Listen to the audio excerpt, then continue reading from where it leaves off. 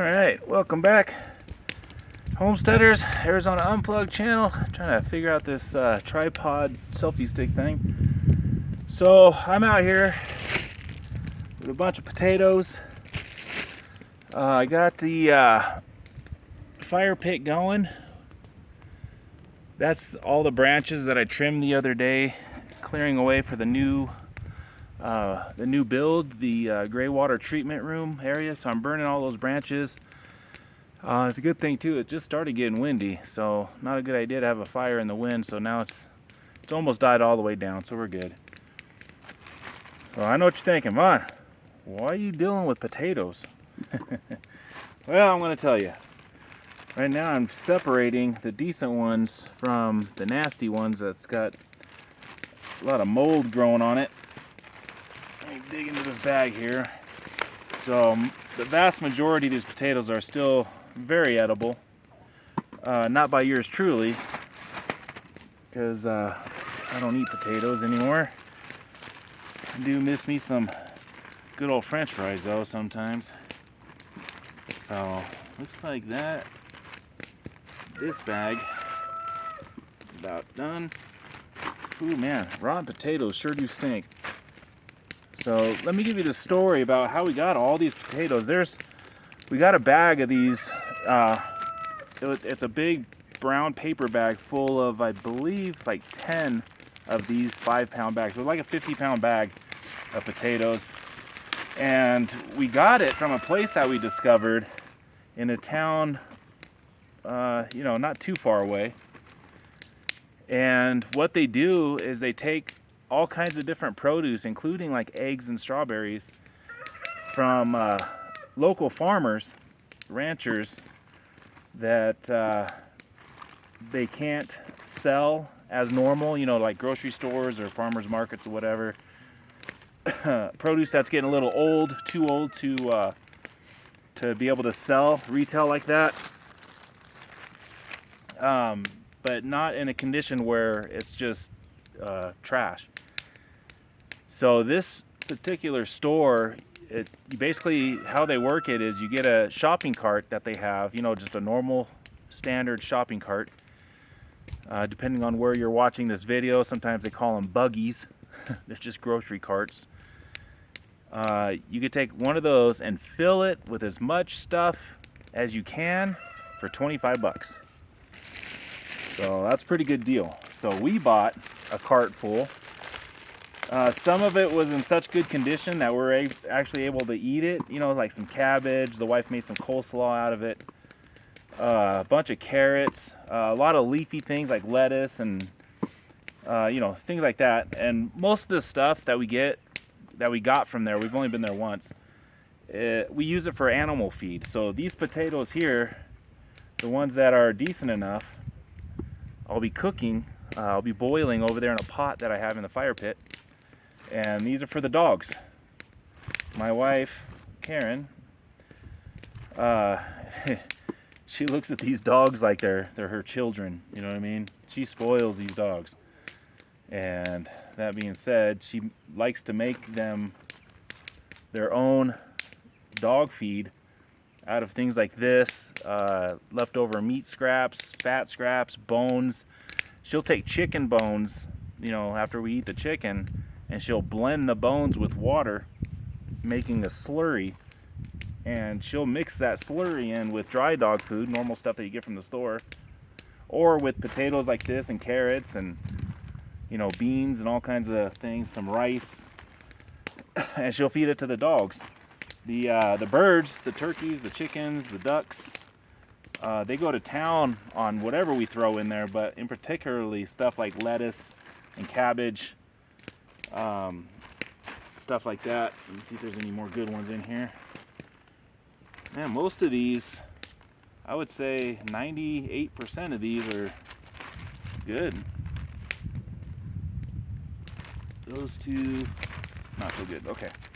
So let me show you out of those 2.5 bags, we got it's a good at least 10-15 pounds worth of potatoes.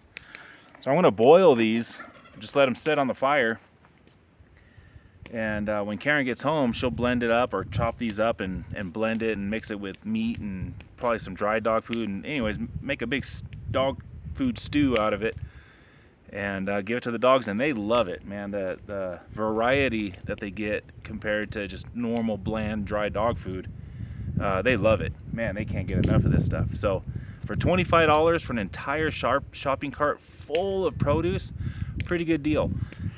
Such a good deal that if they continue having sales like that, and they only do it on the weekend, I think Friday, Saturday, maybe Sunday, I'm not sure.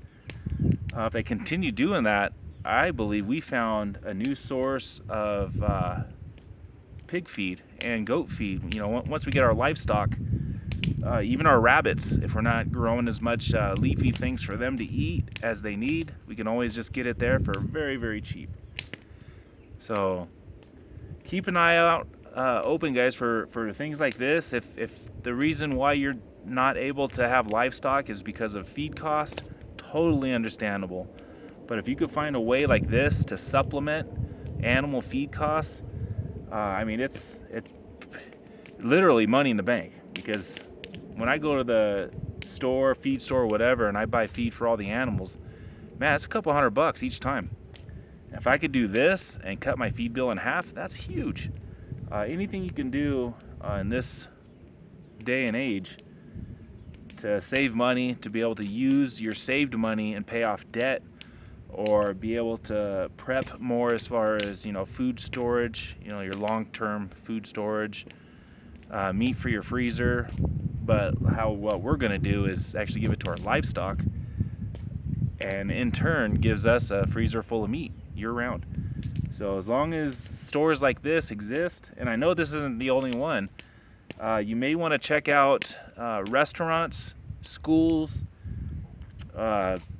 businesses that have cafeterias, food banks. If they have food left over from giving it to needy people and they can't do anything with it, you know, it'll spoil, so they'll throw it away. If you can get food like that that isn't spoiled, like a few of these potatoes are, grab it, prepare it, give it to your livestock. At the end of the day, that livestock will be in your freezer feeding your family for a fraction of the cost, if not free. So I'm going to throw these potatoes in this water and just let it sit there. I'll move all the coals around the big pot that I have in there and show you guys what that looks like. Stand by. All right, got the potatoes in. Let me show you what it looks like. There you go. Big pot of potatoes. I'm going to throw the lid on. There we go. The dogs are going to enjoy this meal for sure. So the wife will probably mix that with some beef scraps, bones, some of that chicken slurry, maybe some rice and carrots, a lot of stuff. And we are able to get that for next to nothing. I would say that shopping cart that we filled up for $25 probably had at least 100 pounds of produce in it. So if you do the math, I mean, the turkey does the math. He knows. Anything you can do to help cut costs, I think it's a good thing, because you can put that money towards something else that you need, whatever that may be. But yeah, there we go. This is done. I was able to kill two birds with one stone. One, we're able to get rid of all those branches that I trimmed over there in this fire, and also be able to cook these potatoes, get them ready for the dogs, and kind of a good feeling, you know, saving so much money, utilizing things here on the homestead to cook it. I mean, the water in the pot is from our rain catchment system. The wood, as you know, is from our trees, and the potatoes were almost next to nothing, almost free. So it's a good day. So I will cut the video here. If you guys are new here, we're getting a lot of new subscribers, you know, and I appreciate all you guys, especially those folks that have been around since the beginning. If you're new here, please consider subscribing. My name is Vaughn. I'm 52 years old.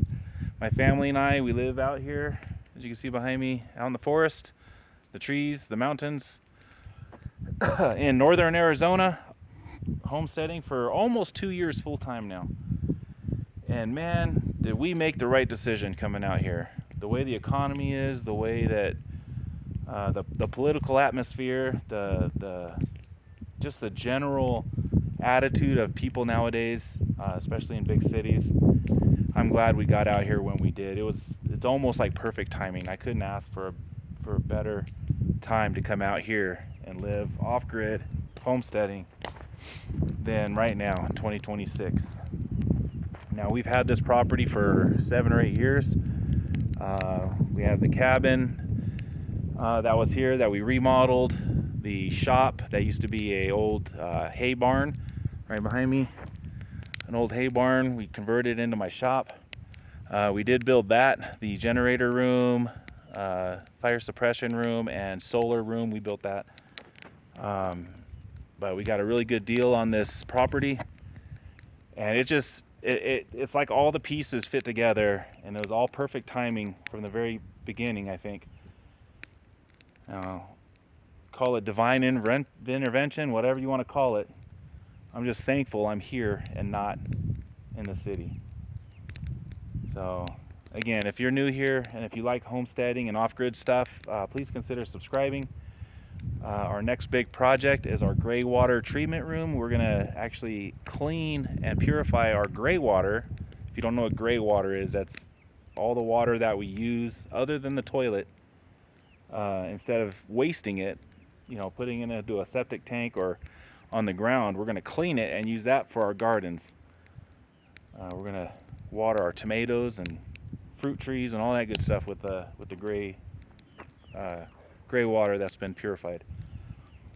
So anyways, I want to rake these coals around this big pot and call it a day for potato project. So I will catch you on the next one, guys. Prep and thrive. We'll see you.